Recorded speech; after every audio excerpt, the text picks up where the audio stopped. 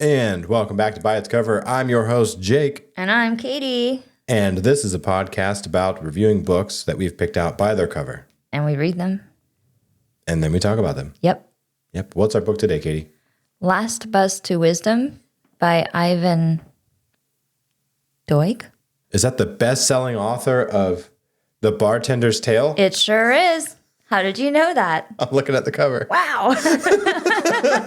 So why don't you describe the cover? All right. So there's a few different covers for this book. The one that Katie showed me is a picture of a bus, and it looks like it's on a road next to a field. Mm-hmm. It's got the author's name, Ivan Doig, on the top, best-selling author of The Bartender's Tale. And then on the very bottom it says, Last Bus to Wisdom, narrated by David Aaron Baker. I take it you consumed this book. I did consume the book. I listened to it. You hear that, folks? She has finally admitted that listening is not reading. I think that listening is encompassed within the category of consuming. It's like an act, like when you eat something. I've ingested this. You ingested the book. Through my ears. Delicious. So what's the book about, Katie? Well, first let me tell you, I didn't pick out this book by its cover, but one of our listeners did.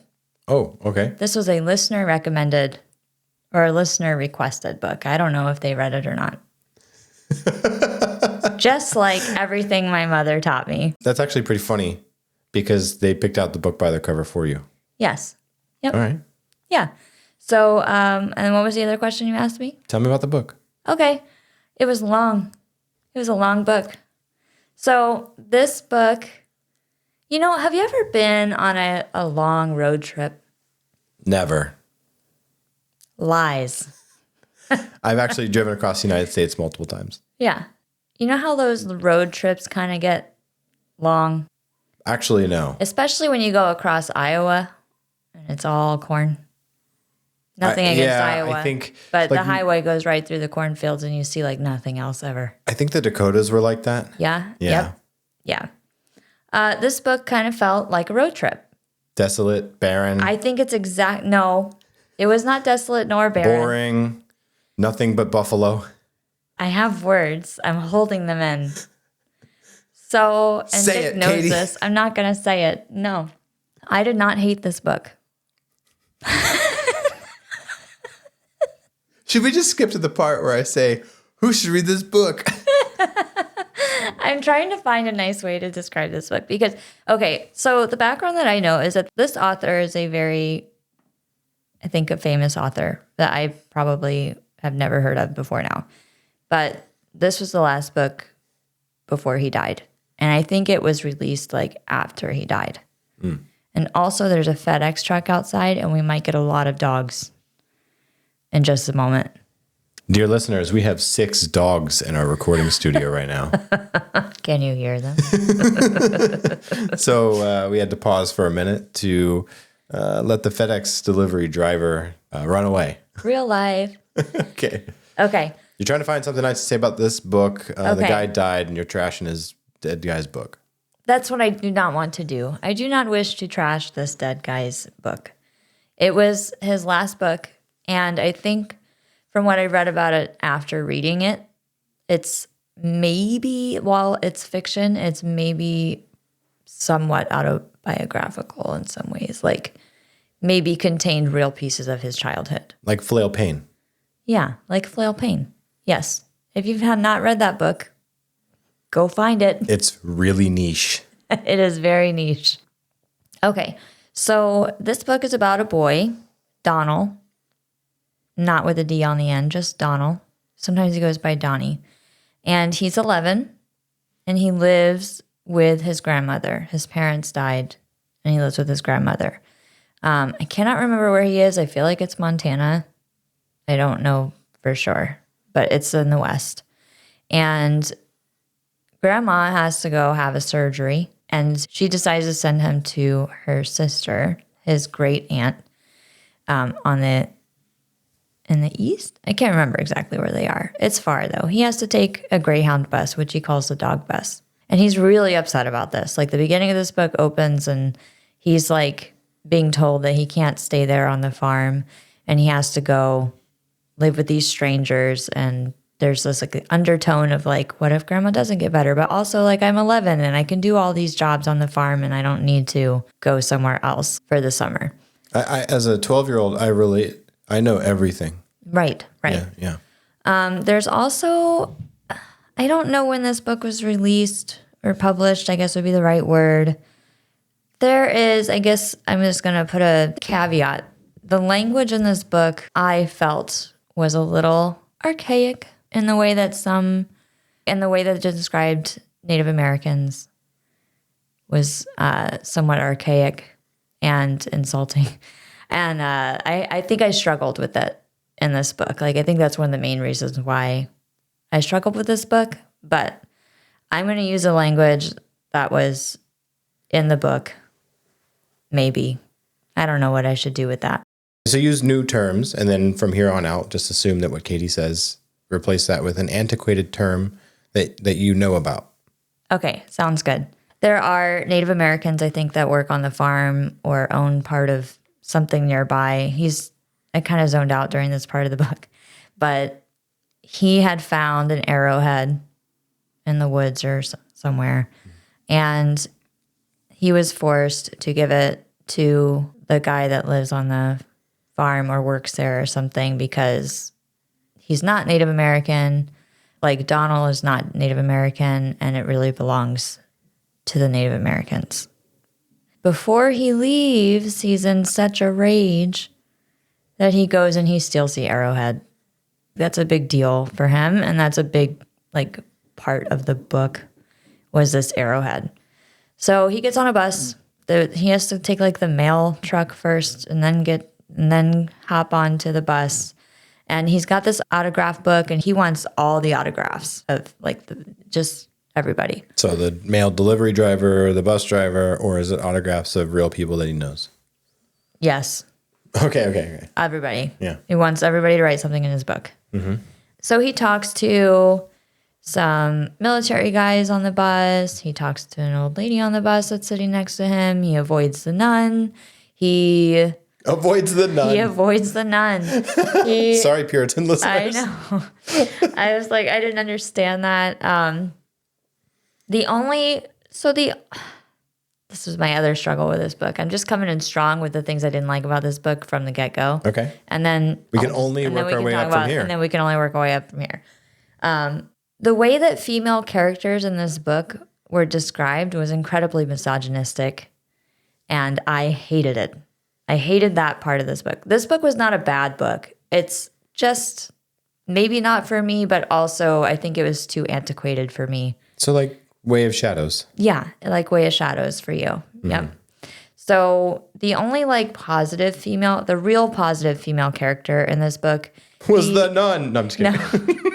He is introduced to, like, he sits next to her on the bus, and cannot remember her name.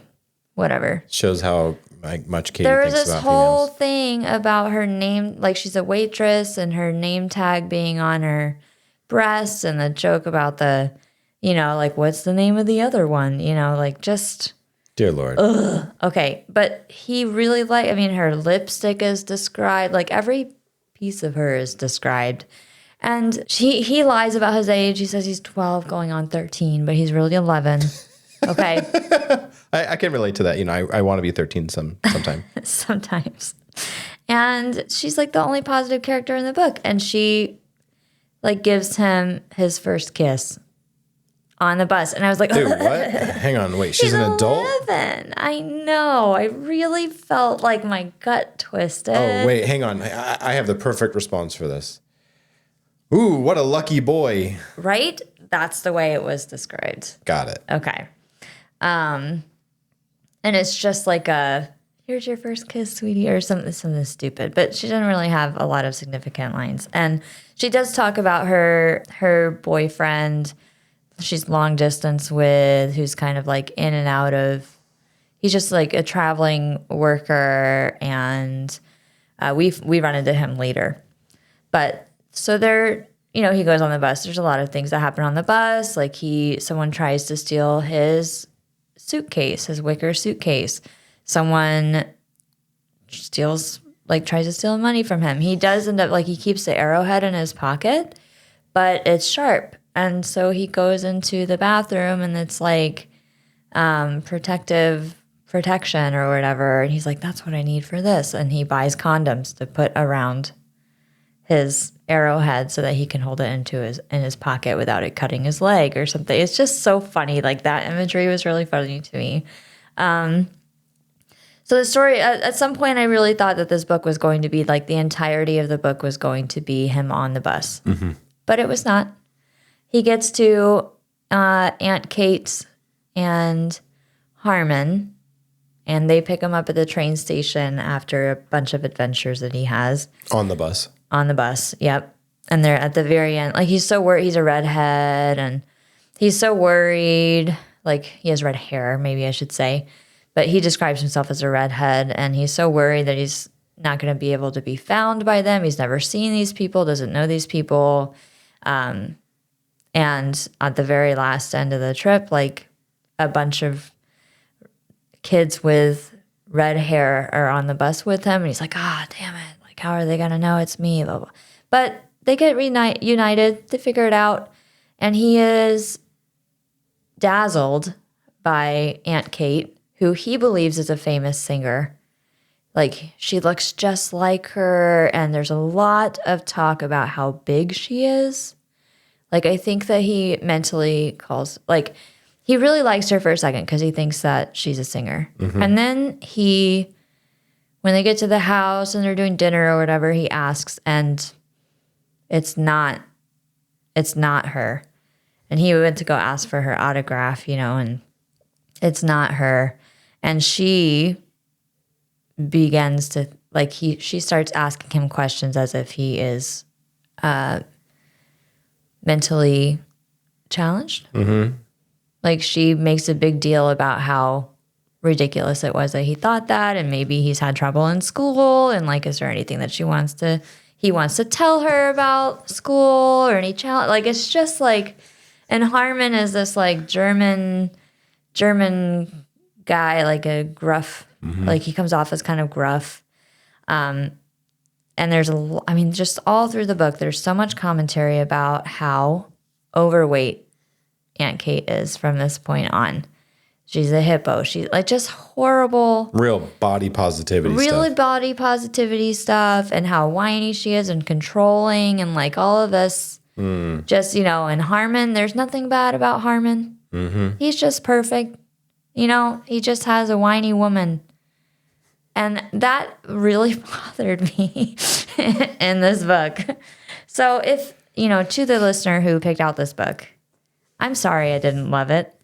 I don't know if you read it or not, and maybe I'm saving you from reading it, and maybe you did love it, and that's cool. But it wasn't for me. This book is like an this podcast is like an insurance policy. If you want us to read a book for you, and then let you know whether know whether or not you should read it. Yes.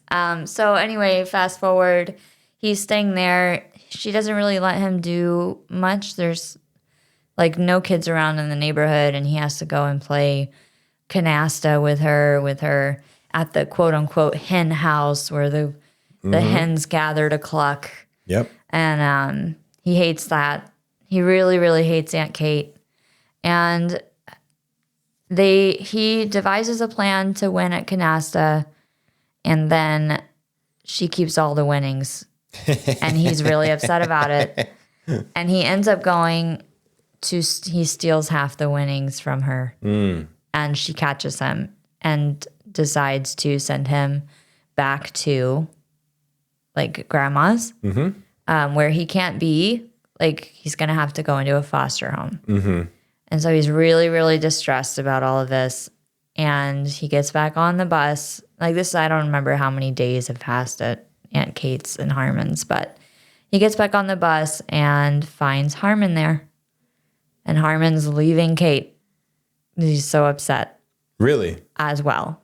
Because they're arguing all the time and, just... Okay. Okay. So this man who Donald doesn't really know, other than the conversations he's had in the greenhouse with him or whatever, is now suddenly on this bus. And he's saying like, oh, we don't have to go back to the farm. We'll have a plan. We'll send letters every week to grandmother, and you make up stories all the time. So just make up stories about what it is that you're doing all summer. And I have a contact who will, send them from this town, and it'll make it look like that you're really where you're supposed to be, and we'll go have an adventure. Right. And in my head, I'm thinking, pedophile. Like, I just had a really hard time. Like, I was waiting for the shoe to drop on this book. Yeah. And luckily that shoe didn't drop. So if you're out there thinking like maybe that's not what you want, it's not in there. It's great. Perfect. It didn't go there. So they go on this long adventure. They did go there. Well, with the waitress. They did go there with a waitress. That's true. But lucky boy. But it was masked as like, ooh, he got to kiss a pretty waitress. Like, ugh. So he goes on the bus, and there was a significant character I forgot to mention named Harv, who is on the bus as like a prisoner, and he gets his autograph, and later he comes back up on this adventure with Harmon. So they take the bus. They've got like $30 or something, and they're going. They don't know where they're going to go, and Harmon really is obsessed with the West, and so they're going to go west, and they end up. I'm going to skip a lot of stuff here, but one of the most significant parts, I think, is when they end up at the, I want to say they called it Crow Fest or something. It's a Native American, like, gathering fair type event. Okay. And there's also a rodeo and, like, a lot of that. So they go and they're having a great time. They run into, like, the best rodeo guy ever. I can't remember what his name is, but he gets his autograph, and like it's so positive. And of course, like Donnie is so taken with this whole thing. But then he runs into the guy that he stole the arrowhead from. And so then they have to run from the Native American police that are there. Instead of just returning the arrowhead, he believes it's rightfully his. Okay. And they find a vendor and hide in the shop or whatever, and they explain the situation, and the vendor, who is a Native American, says, all right, fine, for this amount. Like, Harmon's offering him money, and he decides, like, okay, I'll dress you up as one of the dancers or whatever. There's a special name for them I do not know, but they're essentially, like, dancers in a ritual, like, very sacred performance. Mm-hmm. And he dresses him up as the eagle and puts the makeup on his face to darken his face and hide his hair and like the whole shebang, okay? And then sends him out into the arena with the other dancers to dance, to escape all of this, to avoid returning an arrowhead. Right. Okay. He gets away with it. Perfect. He gets singled out as the best dancer there. As any 11-year-old, right, that goes into an arena dressed as a Native American, never having performed any type of ritual dances, right, does. Yep. So they escape. They get out of there after that. Nice. It's a whole, narrow escape. And then at some point, there's a preacher who's talking to them. Then they take a nap. And then the preacher steals all their money.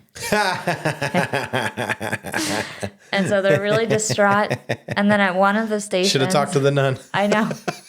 And then at one of the stations, there's a wanted poster of Harmon. Oh. FBI's most wanted. Oh. Okay, so Harmon tells him the story of how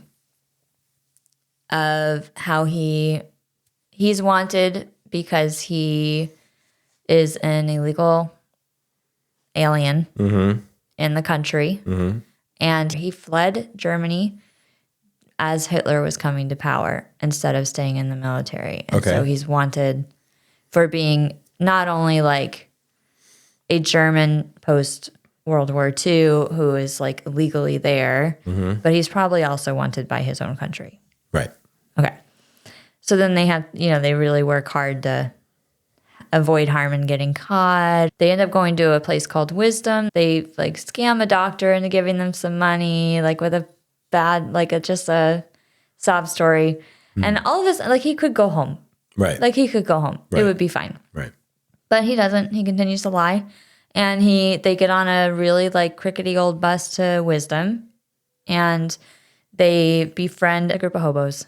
And they're all on this bus, and they find out like, oh, this is what they do is they travel to this town and they get jobs, and the bus basically drops them off in the woods. And like, this is where you're sleeping, out in the woods or whatever. And they end up, getting a job. Like the farms around there come in, like they get workers from this spot. And Harv, the waitress's boyfriend, is there. Oh. He shows up there. Oh, wow. He's going to work as a hay cutter too. And so he befriends them. And he's like, oh, I know your girlfriend. Da, da, da, da. I don't think he tells. Oh, I kissed your girlfriend. Yeah, I don't think he says that. And a guy comes in looking for workers, and it doesn't really sound like appealing, like exactly what they want.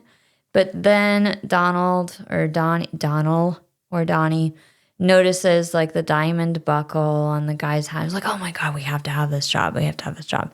So he like manages to like be like, oh, you forgot about this one position. Are you really going to do it without this one? And that's the one that he's always wanted to do, and turns out it's the guy that owns the farm is the rodeo guy that he got the autograph from. Okay. And he knows this by the buckle.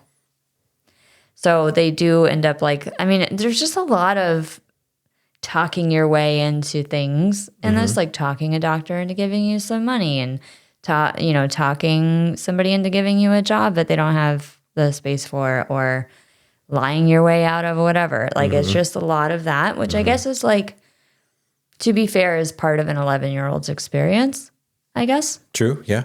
Yeah. I mean, and it worked out for them. There's coincidence after coincidence where everything works out. But near the end of the book, the police come to arrest Harv because Harv has escaped again or something. And they talk him out of that. And then they come clean with the rodeo guy. I can't remember his name, because Donnie is going to have to go back home. It's near the end of summer. And Harmon is going to stay with the hobos, but really like Donnie thinks he'd be better with a permanent job. Like he's going to always be on the run forever. He was never actually married to Kate. They would just like change their names because it's easy to not ask questions. Right. If you think somebody's married. And he talks the guy into giving him a job. So he stays there. And then he finally comes clean to his grandmother. And like all of this is happening very quickly now at the end of the book. Like it's, the police are there, and like they don't know that Harmon's an FBI most wanted. I don't think they've put that together. But he does come clean to the rodeo guy to tell him like, please, like, we don't want trouble. He's just, so the guy, gives him a permanent job. And he calls and comes. He said he found out he's looking for a cook, and so instead of going home, he calls Grandma. And foreseeably, like Letty's the name of the waitress. Letty and Grandma come to work there. What? The end. What? Hey, he never Grandma, has to go home. I know you just had some surgery or something, and I had to go to an entirely different place to stay with somebody that was going to kick me back out and send me to a foster home. But hey, also, there's this cook Come move position available, and this rodeo guy is giving you money. So you want to just move here? So yeah, it's a great point. You had very little good to say about this book. I'm really sorry to Ivan Doig and anybody who loves Ivan Doig books. I don't know that I've read another Ivan Doig. This one was not my favorite, but he was a very good writer. Like he wrote it very good. The content just was not for you. Not for me. Right. Yeah. Right. Yeah. All right. Okay. What's our next book, Jake? Girlfriend on Mars. Finally. I read this like a month ago and I'm still waiting. I know. I'm behind. I need to catch up. But if you're just joining us on this show and like you're new here, this is your first episode, we've been meaning to read Girlfriend on Mars for like 6 or 7 months, right? Yeah, I think at least 20 episodes, we've been saying Girlfriend on Mars. Is that how many episodes we have? We have 35 episodes. Heck yeah. So at least 20 episodes, we've been talking about maybe doing Girlfriend on Mars. Well, for the record, I've read it. I started it Okay. last year. I need to finish it this year. I just haven't had time to read lately, but I will. So next episode. Yep, Girlfriend on Mars. So if you like the show, share with your friends, like, subscribe, share with your friends again, and we'll see you next time. Bye. Bye.